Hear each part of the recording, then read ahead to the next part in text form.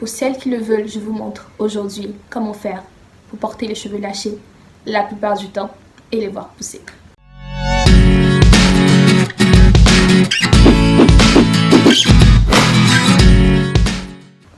Hello les filles, comment allez-vous? Bienvenue sur Hair Made in Côte d'Ivoire, je suis Noélie pour vous servir. Aujourd'hui dans cette vidéo, on va faire parler de la suite de ce dont on a parlé la semaine dernière. Si vous n'avez pas suivi, je vais vous mettre la vidéo là. Ok, donc la semaine dernière, je vous ai parlé des problèmes que j'avais avec les coiffures protectrices et vous avez été nombreuses à vouloir que je continue le débat, enfin le sujet. Dans cette vidéo, je vais vous montrer qu'il est possible de faire pousser vos cheveux sans être tout le temps en coiffure protectrice. Ok? Avant ça, si c'est la première fois que tu visites notre chaîne, je suis Noélie et je filme des vidéos avec mon amie Emmanuela. Mais pour l'instant, elle est un peu occupée, donc pour l'instant, c'est moi. Donc, rejoins-nous, rejoins la famille. Nous sommes ravis de voir que la famille continue de s'agrandir. N'oublie pas de t'abonner sur notre chaîne et aussi de partager la vidéo. Allez, on commence. Alors, la première chose dont l'une des choses dont j'avais parlé la semaine dernière, ce sont les low manipulation styles. Alors, c'est quoi low manipulation styles? C'est ce que j'ai dit la semaine dernière, trop long. Je préfère les low manipulation styles à court terme. Ce sont des coiffures qui évitent de manipuler ses cheveux et qui, même pendant l'installation de la coiffure, ne requièrent pas énormément de manipulation. Par exemple, des twists que tu vas faire qui vont te durer 1 à 2 semaines. Des tresses que tu vas faire qui vont te durer 1 à 2 semaines. Peut-être même des braids, des nattes collées. Voilà, en gros, les low manipulation styles, ce sont des coiffures qui empêchent d'avoir la main tout le temps dans les cheveux. Là, c'est un parfait exemple. J'ai fait des twists et j'ai attaché mes cheveux comme ceci. D'abord, je vais les séparer en 2 catégories. Il y a ce que j'appelle les in styles, c'est-à-dire les coiffures où vous avez les cheveux protégés, c'est-à-dire les pointes protégées à l'intérieur. Ça, par exemple, c'est une bonne coiffure. Les updo, les attachés de foulard, les tresses, les twists, les braids, les twists, les nattes collées, ce genre de choses. Ça peut être des coiffures low manipulation style. Ce genre de coiffure, c'est très bien pour celles qui ont des problèmes de cuir chevelu sensible, cuir chevelu sec, cuir chevelu qui a tendance à avoir des pellicules, ce genre de choses. Ça va vous aider à pouvoir manipuler vos cheveux plus facilement et aussi votre cuir chevelu parce que vous pouvez avoir accès à votre cuir chevelu et aussi de pouvoir défaire la coiffure plus facilement et ensuite apporter des soins à votre cheveu ou alors à votre cuir chevelu. Là par exemple pour cette coiffure là, je peux tout simplement enlever mon foulard, hydrater mes cheveux ou si je veux laver mes cheveux tranquillement. Parce que ça m'a pas pris des heures à faire, donc je n'aurai pas de problème à défaire pour laver et hydrater mes cheveux. Vous voyez un peu la logique derrière? Et c'est aussi très bien pour celles qui ont les cheveux qui s'en mêlent très facilement. Ce genre de personnes là, vous pouvez faire des coiffures low manipulation styles que vous allez garder 1 à 2 semaines, peut-être 3 semaines même, tout dépend de la coiffure. Ok? À la fin, je vais vous parler des avantages et des inconvénients. Mais sinon, en deuxième catégorie, il y a ce que j'appelle les out styles, des coiffures où vos cheveux sont à l'air libre, en griffe. Même pas en griffe, à l'air libre tout simplement. Parlons de la chose la plus évidente dans ce genre de coiffure là, l'afro. La grosse boule d'afro là, l'afro, cette coiffure si symbolique pour nous les noirs, eh bien moi je vous conseille de ne pas la faire. Pas que vous ne pouvez pas la faire du tout, hein, mais je vous conseille de ne pas la porter comme étant votre coiffure de base, c'est-à-dire que vous êtes H24 tous les jours de la semaine, tous les jours du mois en afro, que j'aime appeler afro libre, c'est-à-dire où vos cheveux sont libres, genre afro peignés comme ça là, je vais vous montrer une photo. Ça je ne conseille pas. Pourquoi? Parce que certes vos cheveux sont libres, mais ils sont peignés de sorte à ce que chaque cheveu soit volatile, il fait ce qu'il veut. Et dans ce genre de coiffure avec l'afro libre, vous avez les cheveux qui s'assèchent beaucoup plus facilement parce qu'ils sont pas protégés. Faites le test. Quand vous finissez d'hydrater vos cheveux, disons vous finissez de laver vos cheveux, vous avez fait votre soin, vous hydratez vos cheveux et peignez en afro et laissez comme ça. Vous allez voir en combien de temps vos cheveux vont devenir secs. Non seulement secs du genre c'est plus mouillé, mais secs du genre dur.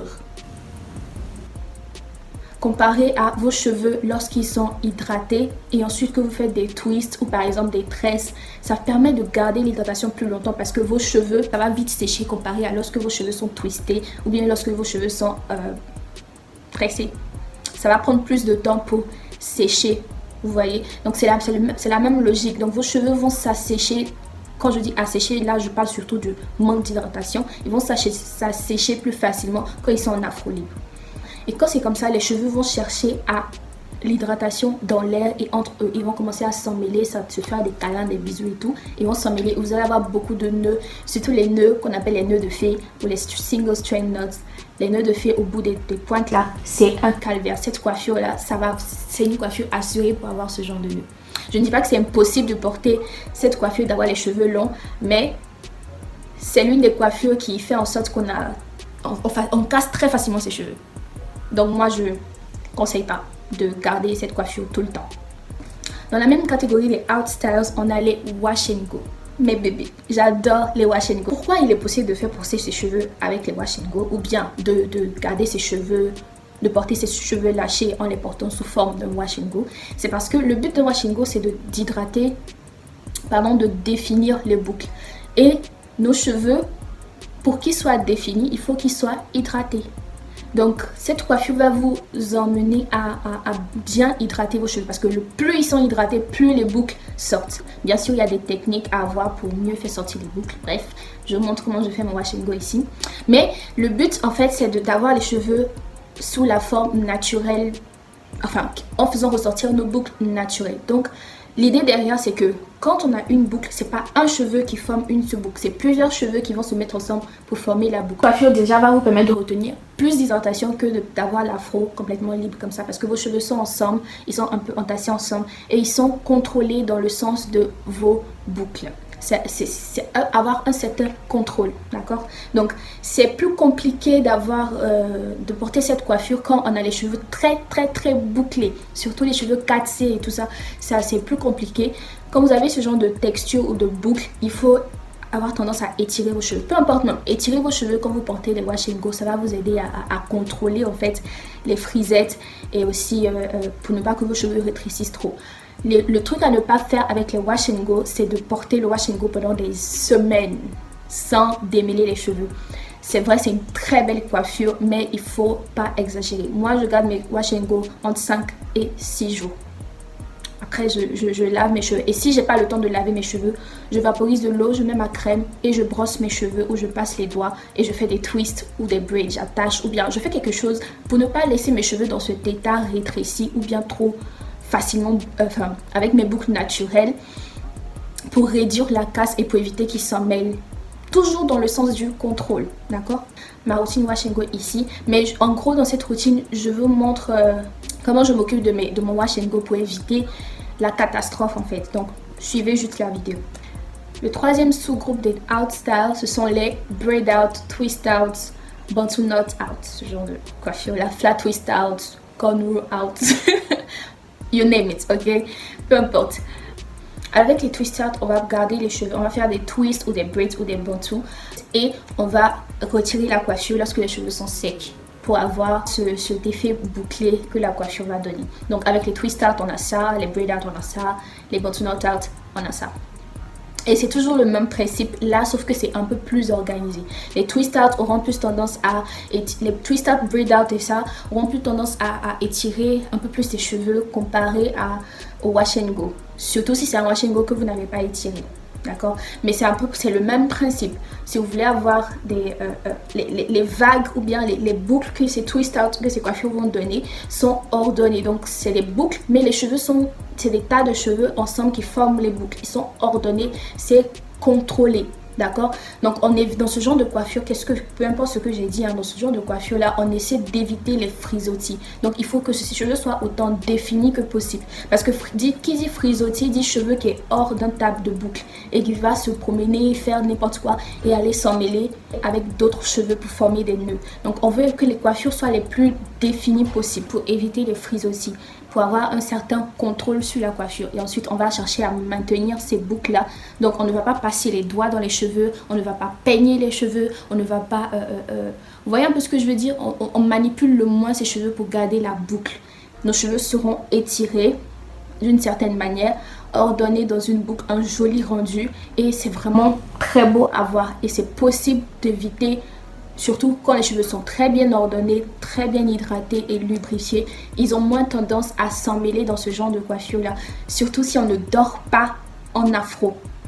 Peu importe ce que j'ai dit, quand vous voulez porter vos cheveux lâchés, même si vous voulez faire de ça votre habitude ou pas, mais quand vous portez vos cheveux lâchés,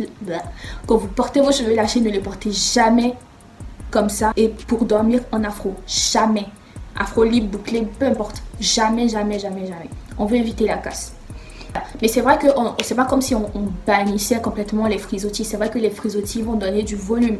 C'est ce qui va donner un certain volume à la coiffure, mais toujours dans un état d'esprit de contrôle. On veut vraiment contrôler les cheveux. Et surtout quand il y a des frisottis, là vous devez vous assurer que vous ne dormez pas en afro pour éviter que ces cheveux-là s'en mêlent n'importe comment. La quatrième catégorie au niveau des art styles, ce sont les bigoudis. Donc les mises en pli, on va dire. Les mises en pli avec les bigoudis, les Pem Roads, les Flexi Roads, les quoi. Bref, j'avais même essayé ça une fois, bref. C'est un total fail, mais n'empêche, on continue, la vie continue. Mais vous pouvez aussi faire ça avec ce genre de coiffure. Mais bon, le problème avec les mises en pli, avec les bigoudis, ce genre de choses, c'est que lorsque la coiffure est gâtée, on a tendance, il faut remettre les bigoudis là et puis c'est pas évident. Pour les twist art par exemple, si la coiffure est gâtée, je n'ai qu'à remettre un peu de produit et faire des twists et après je défais. Si les wash and go, je n'ai qu'à remettre de l'eau et redéfinir et puis c'est fini. Mais pour les mises en pli avec les bigoudis là, c'est encore plus chiant. Mais si vous avez un casque, il n'y a pas de souci. Mais sinon, c'est tout aussi possible parce que vos cheveux sont étirés d'une certaine manière. Donc le fait d'enrouler vos cheveux sur le bigoudi va le détendre et le forcer à se mettre dans une certaine boucle. Donc on est toujours dans cet état d'ordre. Les cheveux sont ordonnés et ils suivent tous la même vague, la même boucle. D'accord? C'est toujours cet état d'ordre. Donc les avantages de porter ses cheveux dans cet état-là, c'est-à-dire de porter ses cheveux lâchés, c'est qu'on a facilement accès à son cuir chevelu. C'est facile à entretenir et ça vous donne un accès facile à vos cheveux pour faire vos soins régulièrement. Et qui dit soins réguliers, qui dit entretien, bon entretien régulier, dit santé. Et qui dit santé dit force. Qui dit force dit moins de casse. Et qui dit moins de casse dit cheveux qui poussent. Vous voyez un peu la logique.